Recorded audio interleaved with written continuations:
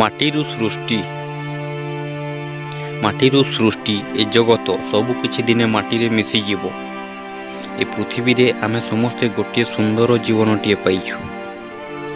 ଏହାକୁ ଆମେ ଭଲ କାମରେ ଉପଯୋଗ କରିବା ଉଚିତ, ଉପଭୋଗ କରିବା ଉଚିତ ନୁହେଁ। ଆମେ ଏ ପୃଥିବୀରେ ଯାହା ସବୁ ଦେଖୁଛୁ ସବୁକିଛି ମାଟିରୁ ହିଁ ସୃଷ୍ଟି। ଯେମିତିକି ଖଣିଜ ପଦାର୍ଥ, ପାଣି, ତେଲ, ଲୁହା, ସୁନା, ରୂପା, ବିଭିନ୍ନ ପ୍ରକାର ଉଦ୍ଭିଦ ଇତ୍ୟାଦି। ମାଟିରୁ ଇଟା ତିଆରି କରାଯାଏ, ଯାହାକି ଆମର ଘର କାମରେ ଉପଯୋଗ କରାଯାଏ। ମାଟିକୁ ଖନନ କରି ପାଣି ବାହାର କରାଯାଏ, ଯାହାକୁ କି ଆମେ ପାନୀୟ ଜଳ ଭାବରେ ଉପଯୋଗ କରିଥାଉ। ମାଟିରୁ ଖଣିଜ ପଦାର୍ଥ ବାହାର କରି ବଡ଼ ବଡ଼ ମ୍ୟାନୁଫ୍ୟାକ୍ଚର କମ୍ପାନୀମାନେ ଭଲ ଭଲ ଜିନିଷ ତିଆରି କରିଥାନ୍ତି, ଯାହାଦ୍ୱାରା ଆମର ଜୀବନ ଆହୁରି ସୁଖମୟ ହୋଇଥାଏ। ମାଟିରୁ ବିଭିନ୍ନ ପ୍ରକାର ଗଛ ସୃଷ୍ଟି ହୋଇଥାଏ, ଯାହାକୁ କି ଆମେ ଉପଯୋଗ କରି ଚୌକି, ଟେବୁଲ ତିଆରି କରିଥାଉ।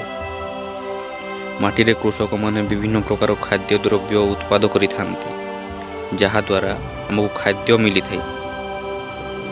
ଏପରି ଭାବରେ ଆମର ମନୁଷ୍ୟ ଶରୀର ମଧ୍ୟ ମାଟିର।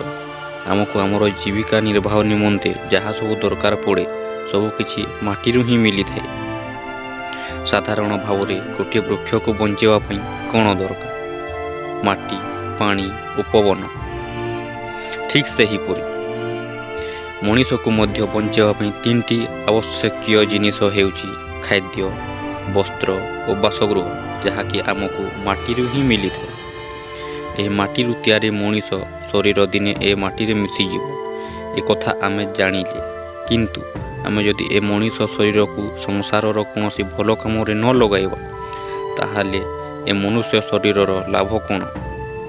ପଶୁ, ପକ୍ଷୀ, ଜୀବଜନ୍ତୁ ସମସ୍ତେ ଦିନେ ମାଟିରେ ମିଶିଯିବେ, କିନ୍ତୁ ମନୁଷ୍ୟଙ୍କ ଛଡ଼ା ଆଉ କେହି ବି ଏ ସଂସାରକୁ ପରିବର୍ତ୍ତନ କରିପାରିବେ ନାହିଁ।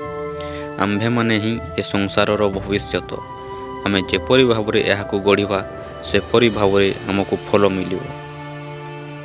ଧନ୍ୟବାଦ।